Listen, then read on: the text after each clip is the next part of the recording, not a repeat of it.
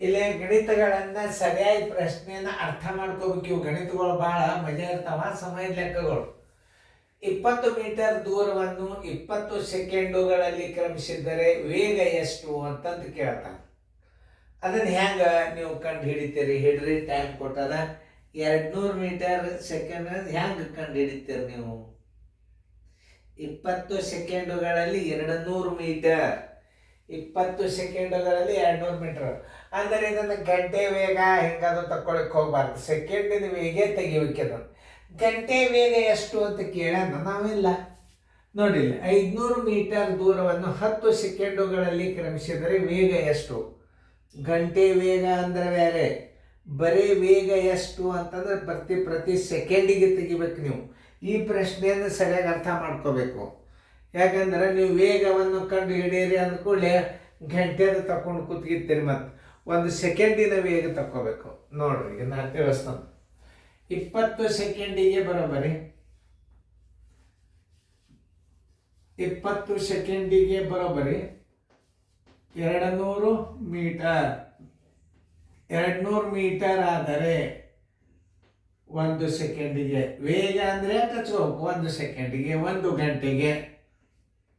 ಇದು ಸೆಕೆಂಡಿನಾಗ ಅದಂದ್ರೆ 1 ಸೆಕೆಂಡಿಗೆ ಅಂತ ಹಚ್ಕೋಬೇಕು.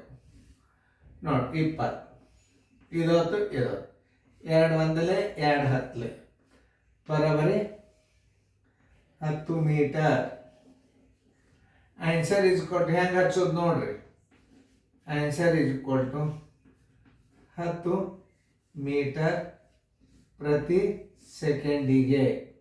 ನೋಡಿ ಹೆಂಗೆ ಹಚ್ಚೋದು ಅನ್ನೋದು ನೋಡ್ಕೋರಿ. ಅಂದ್ರೆ ನಿಮ್ಗೆ ಗೊತ್ತಾಗ್ತದ ನಾಳೆ. 10 ಮೀಟರ್ ಸೆಕೆಂಡು ಪೂರ್ತಿ ಬರೀತಿದ್ರೆ ಬರೀ ಸೆಕೆಂಡು. ನೋಡಿ, ಒಂದು ತಿಳಿಸನು ಅದನ್ನು ಮಾಡಿ. 10 ಸೆಕೆಂಡುಗಳಲ್ಲಿ 500 ಮೀಟರ್ ದೂರನ್ನು 10 ಸೆಕೆಂಡುಗಳಲ್ಲಿ ಕ್ರಮಿಸಿದರೆ ವೇಗ ಎಷ್ಟು? ವಿಡಿಯೋ ಆನ್ ಮಾಡಿ. ಓಕೆ. 10 ಸೆಕೆಂಡಿಗೆ ಬರೋಬರಿ 10 ಸೆಕೆಂಡಿಗೆ ಬರೋಬರಿ 500 ಮೀಟರ್.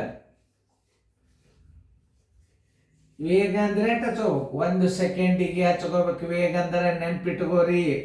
ಗಂಟೆಗೆ ಕೇಳಿದ್ರೆ 1 ಗಂಟೆಗೆ ಸರಾಸರಿ ವೇಗ ಅಂದ್ರೆ 1 ಗಂಟೆಗೆ ಸರಾಸರಿ ವೇಗ ಎಷ್ಟು ಅಂದ್ರೆ 1 ಸೆಕೆಂಡಿಗೆ. ಇದನ್ನು ಅರ್ಥ ಮಾಡ್ಕೋಬೇಕು ನೀವು. ಸರಾಸರಿ ವೇಗ ಎಷ್ಟು ಅಂದ್ರೆ 1 ಸೆಕೆಂಡಿಗೆ. ಇದು ಸೆಕೆಂಡ್ದಾಗದ. ನಿಮಿಷನಾಗಿತ್ತು ಅಂದ್ರೆ ಗಂಟೆ ನಿಮಿಷದ ವೇಗ, ಗಂಟೆದಾಗಿತ್ತಂದ್ರೆ ಗಂಟೆ ವೇಗ. ಹಿಂಗೆ ಅರ್ಥ ಮಾಡ್ಕೋಬೇಕು. ಇದು ನಿಮಿಷನ ತೆಗೆದದ. 1 ಗುಂಡ್ಲೆ 500 ಸರಾಸ ಬಾಗಲೆ 10 ಬರೋಬರಿ 0 ಬರೋಬರಿ 50 metre. Answer 50 metre. 50 metre per ಸೆಕೆಂಡಿಗೆ.